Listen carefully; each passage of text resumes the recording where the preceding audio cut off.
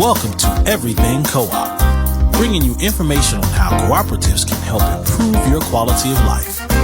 This show is being sponsored by the National Co-op Bank, NCB. The NCB is dedicated to strengthening communities nationwide for the delivery of banking and financial services for the nation's cooperatives, their members, and other socially responsible organizations. For more information on the power of community ownership, visit ncb.coop. That's ncb.coop. Now stay tuned for your host, Vernon Oakes.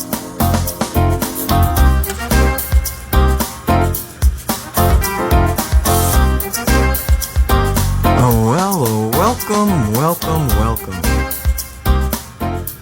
to Everything Co-op. Of course, this is not the voice of Vernon Oakes, it's the voice of Pat Thornton. Many of you have known that I'm the producer of Everything Co-op, and a few weeks ago, we actually had an opportunity to announce to you that Vernon Oakes, our host, will be inducted into the Co-op Hall of Fame. Oh, that is definitely a true honor. And you know, many other people, when members of their organizations are being inducted into the Co-op Hall of Fame, they write a message in their newsletter. They send out an email or a constant contact. But we felt that since we have a radio program, the team of Everything Co-op would salute our leader, our host, Vernon Oakes, ourselves on the radio. So with me today, I have Justin Franks, and Justin's our webmaster, our media coordinator, and a million other things. And we have Rob McClinton, and he's our strategy and partnership guru, head, manager, and myself. And the three of us are going to salute Vernon Oakes. First, we'd like to congratulate Vernon for being inducted into the Co-op Hall of Fame. And this October, you'll have an opportunity to actually participate. You'll have an opportunity to support CDF, Co-op Development Foundation, and you'll have an opportunity to show just how much you care and support Vernon when he is actually inducted into the Cooperative Hall of Fame. So we've comprised a little program for you in commemoration of Vernon's induction. I will begin by actually stating my quote that was included in the nomination packet, and then Justin and Rob will do the same, and we'll change hats as we go along. But as cooperatives are, we try to be very open to the process. During our planning, we received an idea from one of our partners that some people may like to comment about how they feel and their experiences with Vernon, so we changed the program. Later on, we're going to open up the line so that you can call in and give your testimony at 1-800-450-7876. That's 1-800-450-7876. Write down that number so you can call in a little later. I'll begin with my comment. I firmly believe that Everything Co-op is so successful because Vernon has put the spirit of cooperation first and foremost in all we do. Vernon has conducted more than 375 interviews that are posted on the show's website at everything.coop. His objective is to educate the masses about cooperatives, and his objective will serve the cooperative community for many generations to come. Thus, he has indeed created a rich legacy of service.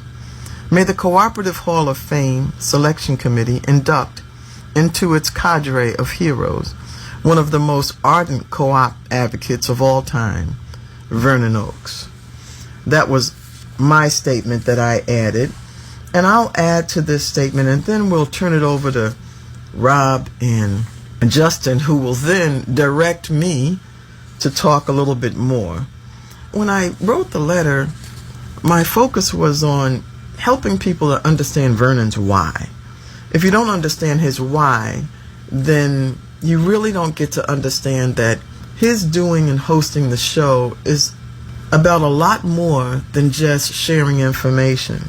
His why is connected to his desire to educate and to play an active role in addressing social, environmental, economic, and structural inequities in the world. While he prides himself in being a minimalist when it comes to education or programs he feels will address the inequalities of the world, no amount is too large for him to invest. Consistently, I know many of you who have listened to the show, Vernon has made donations while conducting interviews because he was moved by his guest's mission to create a positive change. With that, I'll pause and I'll turn it over to Rob and Justin so that they can further direct, because we knew that if we just read a whole bunch of accolades and a whole bunch of statements, it wouldn't be interesting to you. So I turn the show over to Rob McClinton and Justin Franks. There you go. The hat is passed. Thanks for the pass there, Pat. And being a part of this team with the three of you, I'm very appreciative of that. It's been a great honor for however many years we've been doing this. We keep talking about how long it's been since we've been a team, and COVID continues to be that big smusher of time right in the middle. So I can't really actually know how long it has been, but it's been a while. But it's been a good while. So I guess for me, part of what I would like to know, since you've known Vernon the longest among all of us, is what brought him to cooperatives to begin with, because obviously it's his passion, but how did he get here? Mm-hmm. Well, Vernon, one part of his career, after he left Cummins de Puerto Rico, a Fortune 500 company, he launched a property management company in 1994.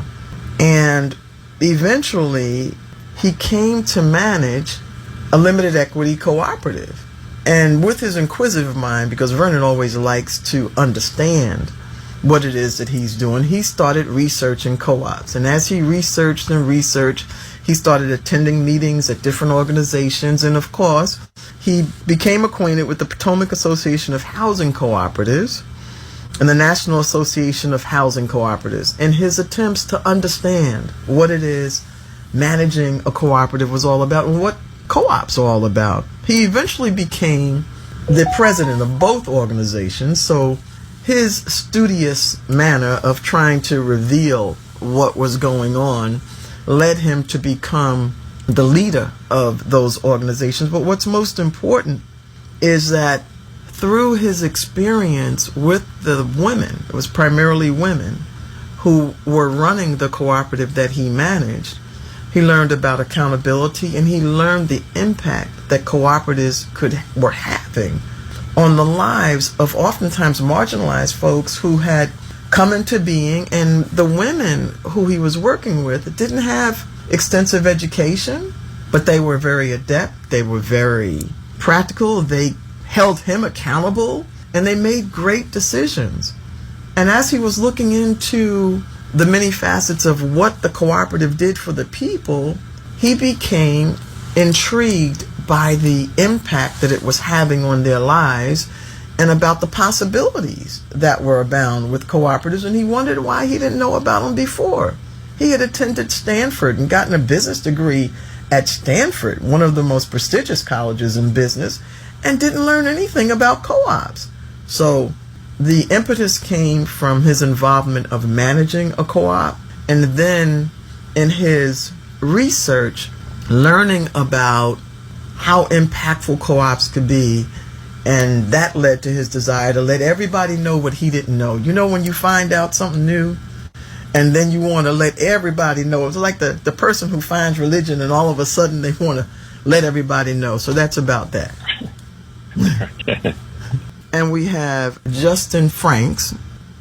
Yeah, it's great to join here, and wonderful to always be in the presence of a great team. And Vernon has always been a huge inspiration for me over the past 6 or so years. I think we were all struggling with the amount of time we've known each other, but the one thing I wanted to note was also around how open and willing to be vulnerable Vernon has been, and that's really just made things in the team, not only the team, but just in general, creating a community and connecting with other people and being able to connect the guests on the show with other guests on the show and have Everything Co-op primarily serve as a catalyst for connection between people in the co-op community, as well as an amplifier of the message. I think Vernon's openness and vulnerability has really served well in that role. And for me personally, when he opened up to me and has mentioned on the show as well about facing and overcoming challenges of growing up with a speech impediment and then later becoming the host of this show, as someone with social anxiety, that was a big motivator for me to continue, getting more involved in the co-op space in DC, in Washington, D.C., and not limit my own future because of difficult challenges. So made me respect Vernon, very much. Oh, thank you, Justin. We need to continue with that, but I noted and didn't know how to let you all know we actually have one of our partners, who's decided to call in now to give her testimony. So we don't want to miss that. So I want to invite Liz Bailey to come on and share her comments with us. Liz, I understand that you're on the phone. Welcome to Everything Co-op. Liz Bailey, are you with us? All right, we're going to re-engage Liz Bailey, but Justin, I only put up my little one sign because we wanted to find Liz, and so we'll go right back to you, Justin. Please continue. I guess what I was trying to communicate was really the appreciation I have for Vernon Oakes and his openness and also investment in all of our personal and professional development as a team member. But beyond that as well, I think anyone that comes in contact with him has probably shared that same feeling, and to have people want to reach their full potential. And he really sees that full potential in other people. And I've definitely felt it personally with overcoming my fear of public speaking, or teaching me about being a more financially sustainable entrepreneur, or supporting organizing efforts of co-op stakeholders in DC alongside him. And I've personally witnessed that. I know everyone else can attest to that as well. So I definitely wanted to just offer that to everyone. Mm-hmm. So Pat, when you talk about the Vernon's starting with the housing cooperative, because that's obviously one of his deep passions. He's of all the cooperative models, he certainly has the housing cooperatives at his core. When he started the show to educate people about cooperatives, I don't think, we've had a wonderful support and relationship with National Cooperative Bank for years, many years. They've been a huge backer of the show, and we're very thankful for that. But initially, because I wasn't around for this, was Vernon just doing this all on his own, just for the sake of educating the community, or did he launch with some support and sponsorships? Oh, thank you so much for asking that question. See, it's always better when people ask you relevant questions, because it may not be something that you would even go to. Actually, Vernon was on my show. I actually have a show on WOL. It comes on Wednesdays. It's the Thornton Business Hour. It was Housing Month, which is in June. And I asked him to come because he was the president of the National Association of Housing Cooperatives. And at the end of the show, the GM at the time, Karen Jackson, came out and she said, you have a really good voice, you real good command, you should have your own show. And so Vernon was on a committee with NAHC that also had NCB on the committee. And Vernon went to this media marketing committee meeting, and he said, I think we should have a radio program for Co-op Month that year in October. And Chuck Snyder said, okay, NCB will sponsor that month. So NCB was a sponsor for that month. And after the month, we received so many calls that people were enjoying it so much and learning so much. Vernon paid for the show for the whole year after then, because he wanted to continue the education. And then he talked to Chuck, and Chuck said, I see that you're still doing the show. How are you doing it? He said, I'm paying for it out of my pocket. And he said, oh, no. National Co-op Bank will come in And we will be your primary sponsor. So for 10 years, thank you for giving me the opportunity to say for 10 years, National Co-op Bank has been the sponsor of Everything Co-op. And we lost Chuck Snyder more than a year ago, and sadly lost Chuck. But Casey Fannin has picked up that mantle, but he is dedicated to helping us and helping to expand our reach and expand what we're doing.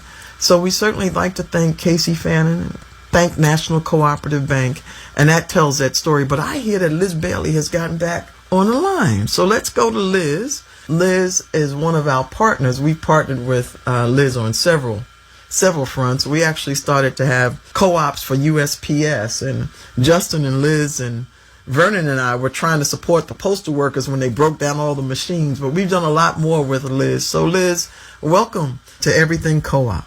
I have so enjoyed the time with Vernon and Pat, Justin, and another collaborator, Michael Pack, where we've had a regular opportunity to really brainstorm about what's going on in the co-op world and what we should be talking about in the co-op world. And it has been such an enlightening opportunity, and Vernon has always been willing to take the issue and take whatever it is that we've talked about and decided to move it into a space where we can have the public learn more about it.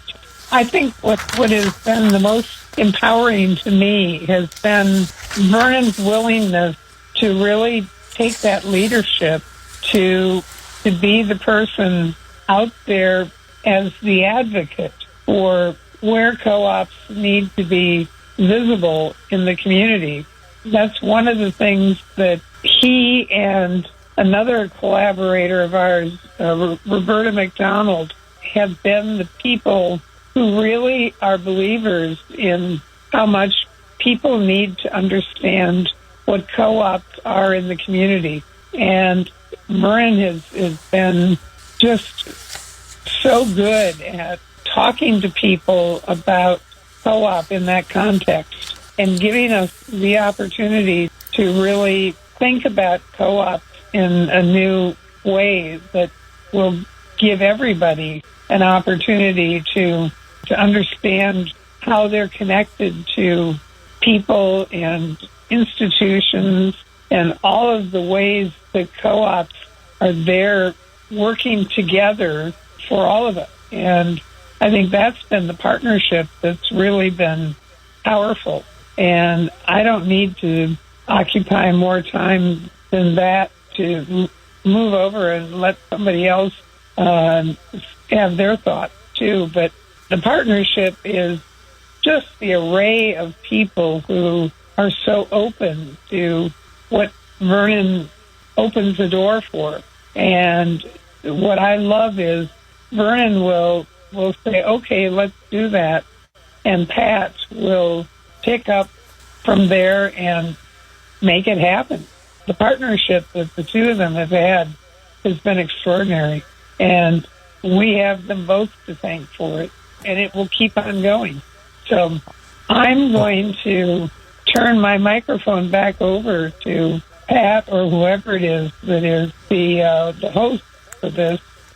Well, Liz, before you go and turn your microphone back over, I want to thank you.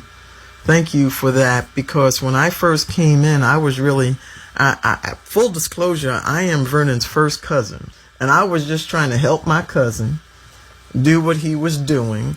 And I didn't have the co-op fever that he had. I didn't meet with those women in the co-op that he was managing. But through Liz and Michael Peck, let me tell you, I got that co-op fire because of the stories that they told and because of the education that you gave me. So, Liz, I want to thank you for participating in all the different ventures that we decided to try and go after in the quest. In the same quest, I want to make sure we're being clear about the quest to educate people about cooperatives. So thank you very much, Liz. You are entirely welcome. And let's keep it going. Okay, well, we will keep it going. Thanks so much. And Liz mentioned something that actually takes me to another comment that I wanted to make, because Vernon talks about this all the time. When he was on the Preservation Committee at the National Association of Housing Cooperatives, he recounts a conversation he had with Roger Wilcox and Herb Fisher regarding the need to help communities learn about the value of co-ops. Roger and Herb would say, build it and they will come. And Vernon's response would be, well, if they don't know about it, how can they come? We have to promote them so that they will know to come. Thus, the nexus for everything co-op. And then, there were two people who were the co-sponsors of the nomination for Vernon to be inducted into the Co-op Hall of Fame. It was Mark Goring from Columnate and Casey Fannin from National Co-op Bank.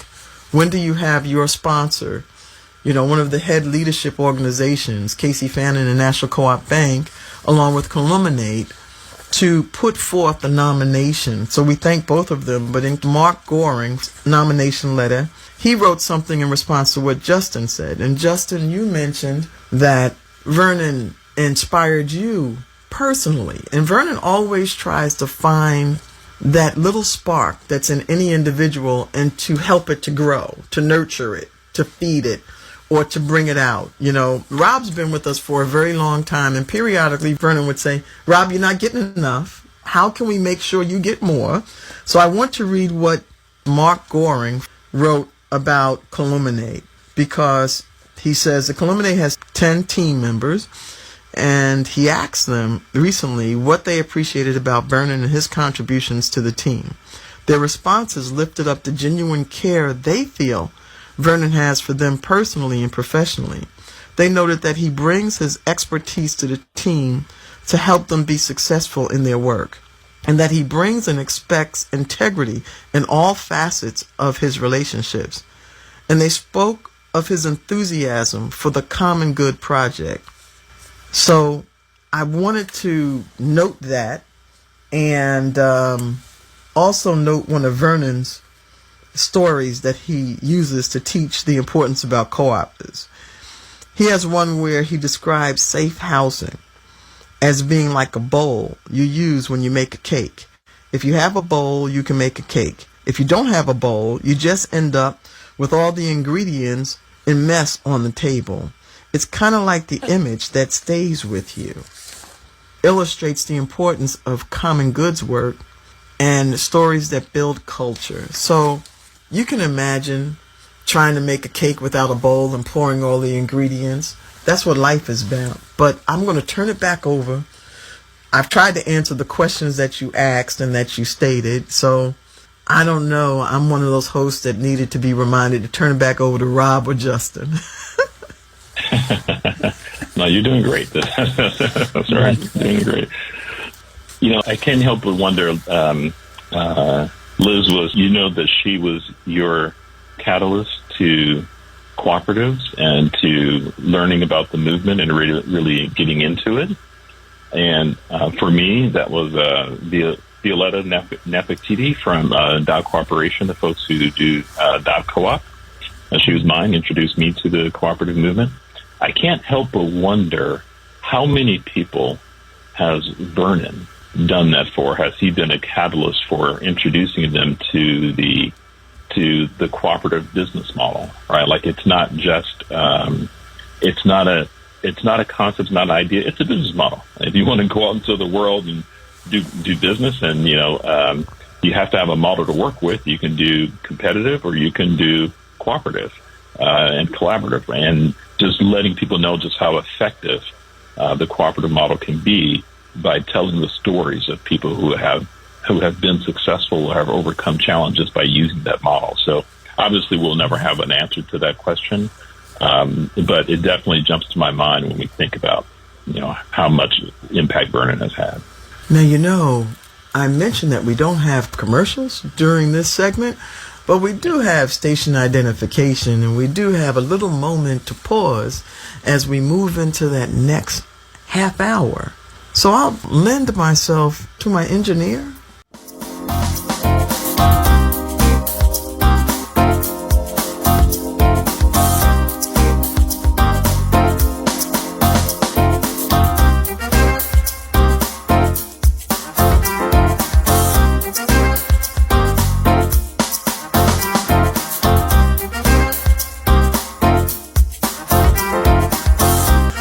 back. We're back with Everything Co-op. So, as we move on, Justin had mentioned how much he was inspired and how Vernon tapped in to his development. And I know that, Justin, you've also worked with Vernon as it relates to the youth.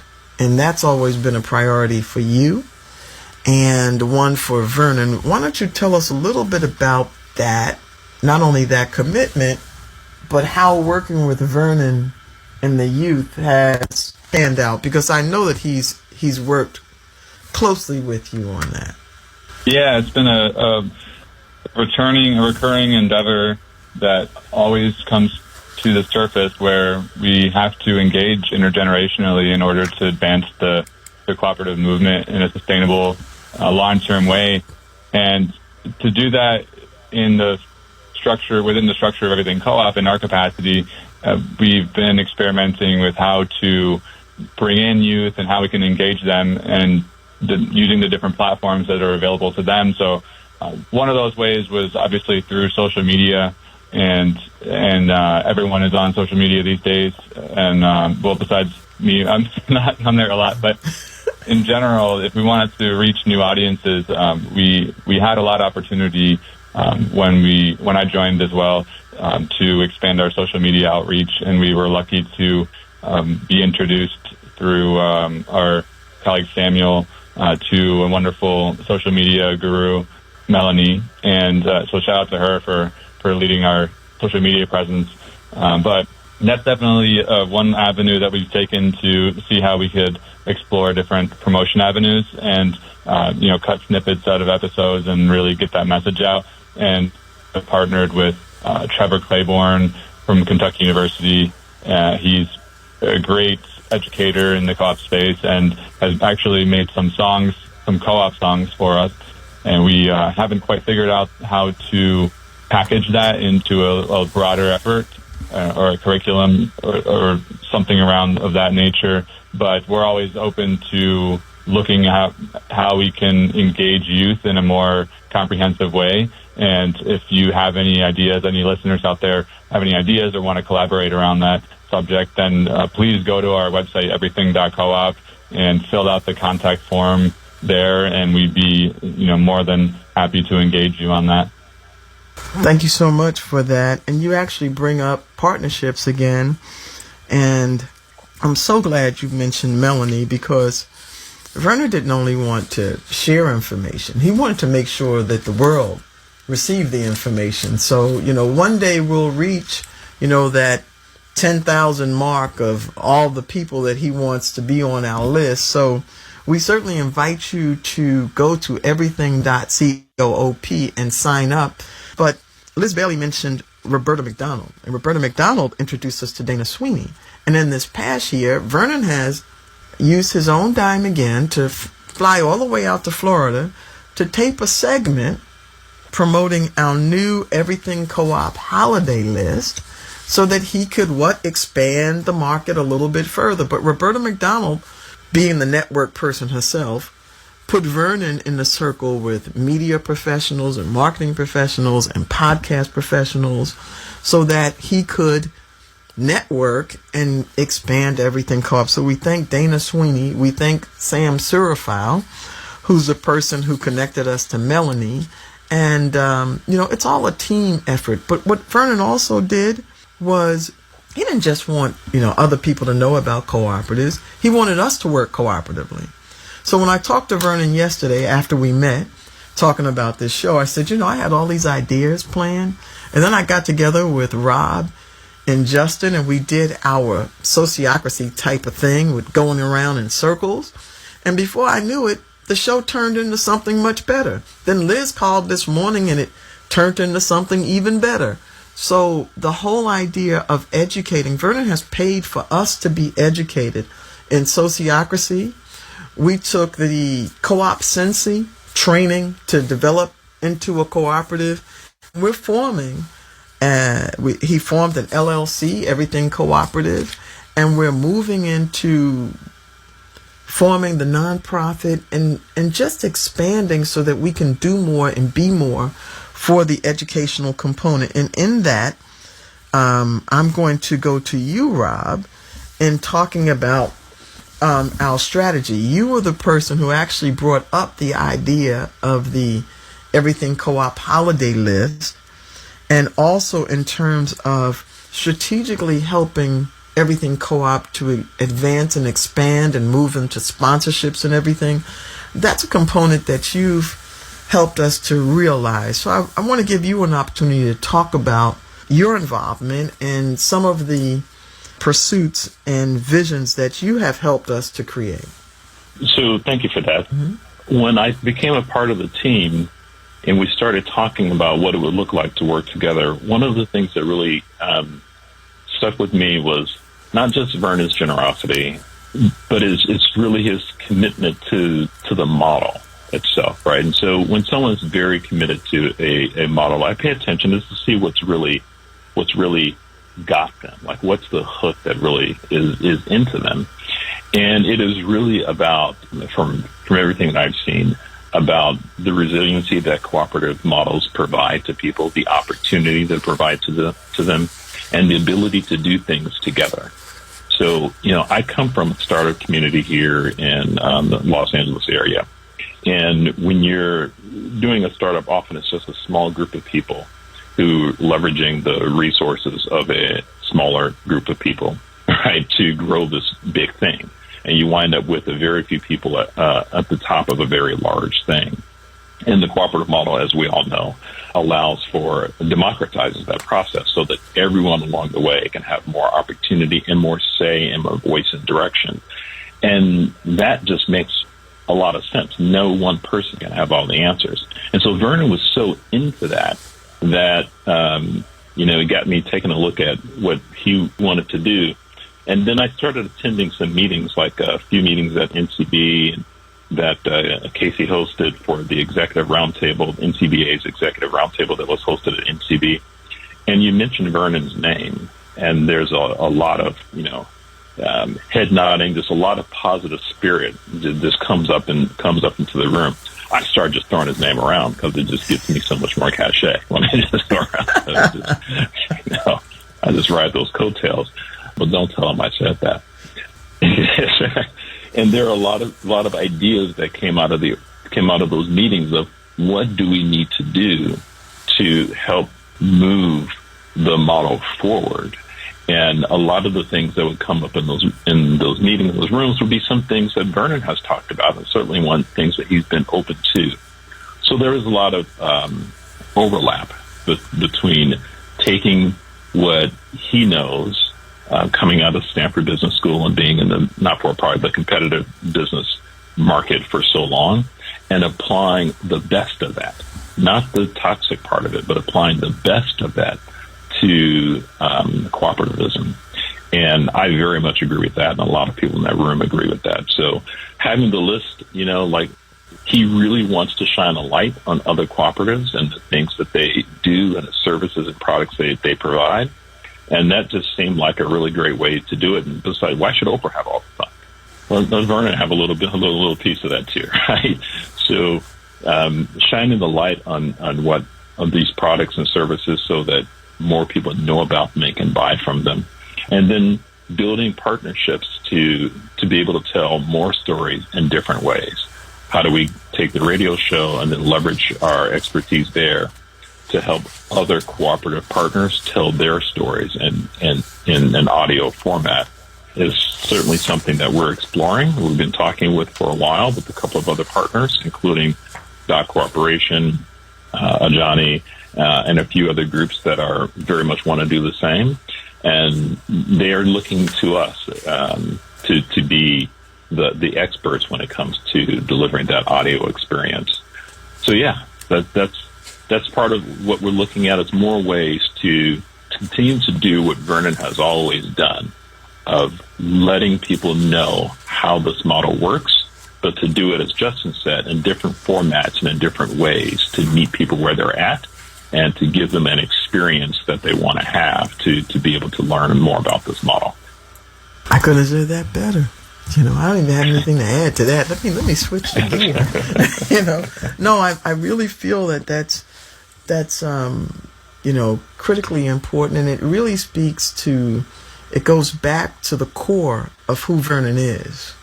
And that is in not just sharing, but making sure that while you're sharing and while you're working with others, that they're getting something out of it too. And then that we're connecting other people. When we talked about the list, Vernon oftentimes says now, he didn't even realize how big it was going to be or what it was going to be. He was trying to wrap his brain around it, but when it came out, he was like really thrilled, because it's difficult. January is real difficult for retailers after Christmas and everything like that. And what we're realizing in the world is that people are becoming more conscious and more conscientious about how they spend their money. They would prefer to spend money with a cooperative, even if it's like a food co-op, even if it's a little bit more that they have to spend, because they're supporting an entity that's about health and quality and about moving people forward instead of profit forward. And one of the things that Vernon always says is that he came from Stanford and they focus on the 3 P's: profit, profit, and profit. But co-ops focus on the 3 P's too: people, planet, and then profit. He always says, because you have to have some profit, but profit is the third and last priority. And so you bring me to the point where you mentioned some of the key themes that Vernon has. People, planet, and profit was one, but Papa Sen came on the show during the first year, and Papa Sen said, co-ops help to address community problems. If you don't have problems, you don't need any co-ops. That was Papa Sen. And then Dame Pauline Green came on, and she said, cooperatives help people move out of poverty with dignity. Those are two of his main quotes, but we have many favorite shows that Vernon has talked about. And he always loves to talk to Jessica Gordon-Emhart, as she loves to talk to him, because she's oftentimes said, I don't know how I can come on here every year for Black History Month or Women's History Month and end up talking about something different. So Jessica Gordon-Emhart was also a catalyst to address the unsung heroes category with, I think it was Margaret Bow or one of those other individuals, and she has brought a wealth of knowledge about women in cooperatives. And one of the women who she actually highlighted, Nanny Helen Burroughs, is going to be honored posthumously during the Co-op Hall of Fame induction ceremony. So Nanny Helen Burroughs is the unsung hero that will be acknowledged this year. And I can mention the other folks who will be inducted this year, and that is Clifford Rosenthal, Tony Bedard, and Dr. Christina Clamp. Those are the folks who will be inducted into the Co-op Hall of Fame, of course, along with Vernon Oakes and Rich La Rochelle, who was a former inductee into the Co-op Hall of Fame, who's now the chair of the board of directors of the Cooperative Development Association. We have him to thank for a lot of the progressiveness that has gone on.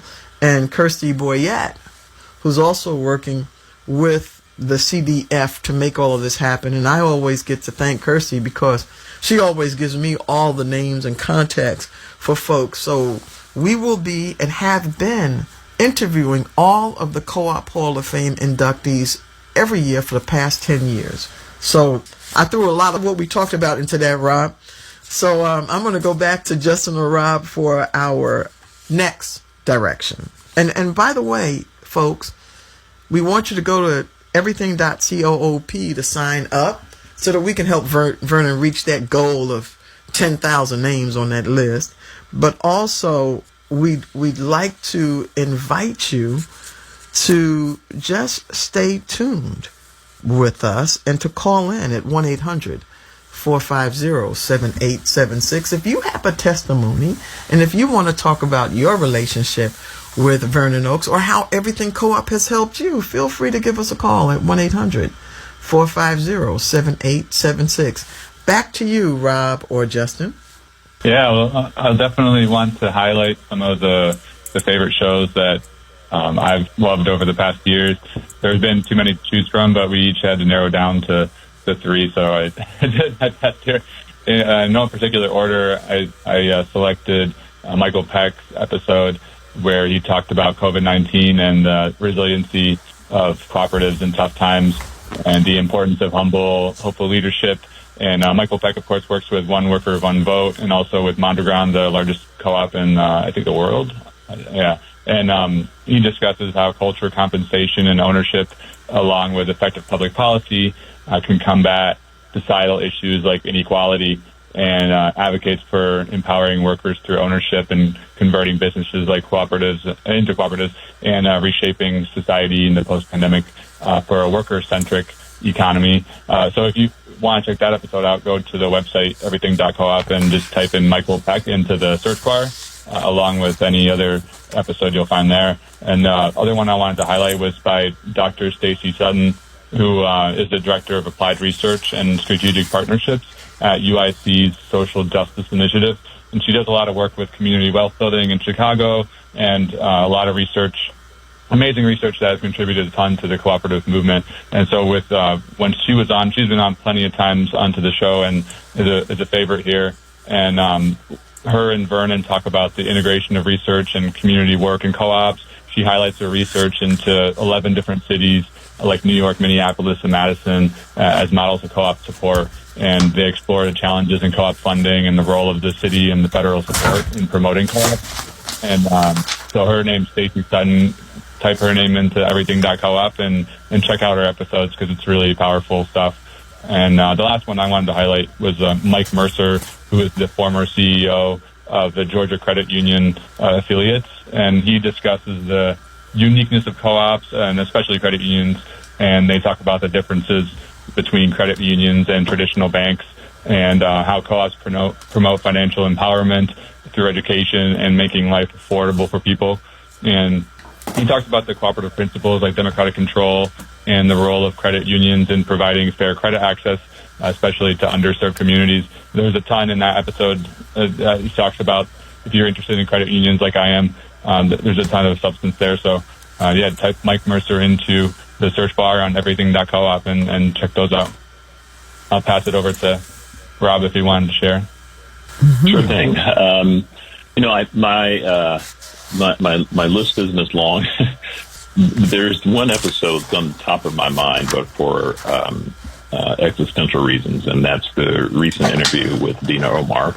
But that's primarily because who heads the Palestinian soap cooperative. So that was on top of my mind just because of what's happening in the world, and that they actually source that product from Palestine. So I haven't talked with them in a while to see how things are going, how things are doing. So they've just been on my mind. But I think one of my favorite episode is with Rebecca Henderson from Harvard Business School, when she came on to talk about. We'll talk about her book, but then they talked about capitalism and as it relates to cooperativism and the business's responsibility to society, which in the cooperative model is something that we have always believed was necessary and should be there. And for a long time in the history of our society, that was also believed to be a core principle, that businesses should be active members of society, helping to improve society and so forth. And then we had that, how should I phrase it, a hiccup in thought when Milton Friedman said that it should only focus on the needs of one group, that would be the shareholders. And we saw a lot of pullback. And along with that pullback, we started seeing a lot of problems. We really started seeing capitalism failing in its duty to serve the markets that support it, which is ironic, right? Because at some point, if you don't do that, then you won't have a market on which, to earn that profit. But cooperativism avoids that by, the democratic approach of one person, one vote, allowing have more stakeholders at the table just by its structure. Like, all of these things address the many problems that we have. And Vernon's conversation with Rebecca Henderson was just a fantastic discussion as to how even non-cooperative businesses can make changes in how they operate to make the world, their society, their market better. And it's just a great exploration of that. So I definitely recommend checking that one out, and go to everything.coop and do a search for Rebecca Henderson, and it'll come right up. So Pat, what about you? What about me? Well, Michael Peck has been somebody who has probably inspired many people in cooperatives. He was affiliated with Mondragon many years ago, and when Michael Peck and Vernon kind of connected, and Michael was talking about unions with cooperatives, Vernon was saying, well, what do we need unions for with cooperatives? Everyone in co-ops just has the co-op theme, and we follow these 7 principles, and everything's all good. And Michael said, wait a minute, you gotta make sure that you give people an opportunity to have accountability. All right? And so I've learned so much from Michael Peck, but one of the things that Michael Peck has highlighted in one of his interviews is a focus on inequality and economic disparity. He pointed out that the fissure lines of inequality in society, such as income inequality, platform monopolies, and climate change, emphasizing the impact on economic and social structures. Basically, Michael Peck has been at the helm of anything that's in that addresses the injustices of the world. And when Michael spoke with Vernon during co-op, he was on the side developing an organization that was helping the first responders to get masks and things like that. And we were talking about this in real time. So the Michael Peck segment was really important to me, the one where he talked about the inequalities. But Humanity in Work, the new book that's out, has really been one of my favorites. And I mentioned that Dr. Christina Clamp was one of the inductees for the Co-op Hall of Fame, and she is the co-collaborator with Michael on this new book, Humanity at Work. And what Everything Co-op has done, we featured them for like 4 weeks, and Michael actually credits part of the infamy of this book to Everything Co-op. And so that was one that really stood out to me, the Humanity and Work segment that we did with Michael Peck. And I'll stop there because I'm going on infinitum. And I can't believe that we're almost out of time. So I want to go round robin because I don't want to have the final mic. And I'll go to you, Justin, first to have your closing words, something that we haven't talked about that you want to mention for your minute. Justin.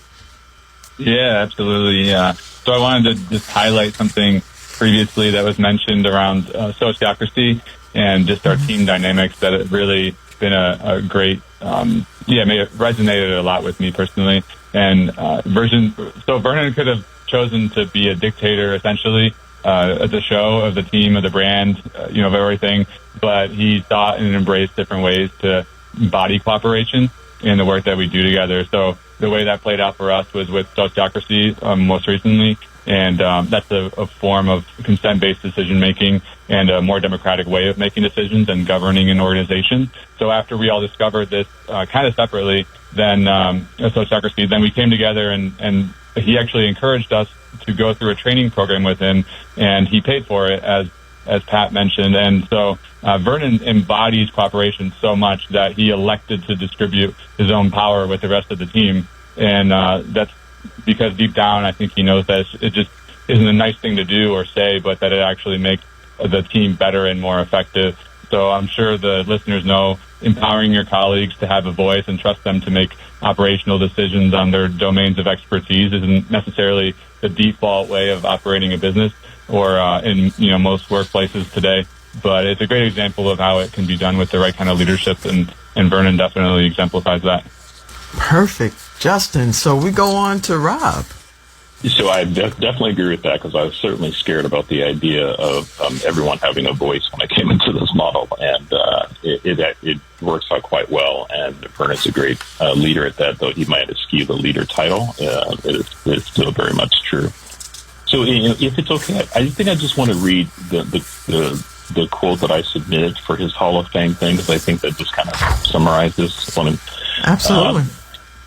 So Vernon is the embodiment of the 7 co-op principles. He's living with a sense of fairness and justice. He's committed to equality and evangelizing the values of cooperation among all humans. He makes me and others embrace the cooperative movement for no other reason than to see it living with its values and principles as our North Star, as Vernon does, will make us as good, kind, and decent of a person as he is. He is a good, kind, decent person, a great, warm leader, and I think a lot of it has to do with the fact that he lives by his values, and his values are his North Star, and those are embodied in cooperative principles. Well, I can't think of a better way to end the show. That was just great, fantastic. I thank our collaborators, Justin Franks and Rob McClinton. We thank our other team members, Sam Surafal and Melanie. And I thank our engineer, Alonzo, and to my dear cousin, Vernon Oakes. I, along with our team, salute you for being inducted into the Co-op Hall of Fame. I'm Pat Thornton signing off and wishing all of you a cooperative week. Blessings.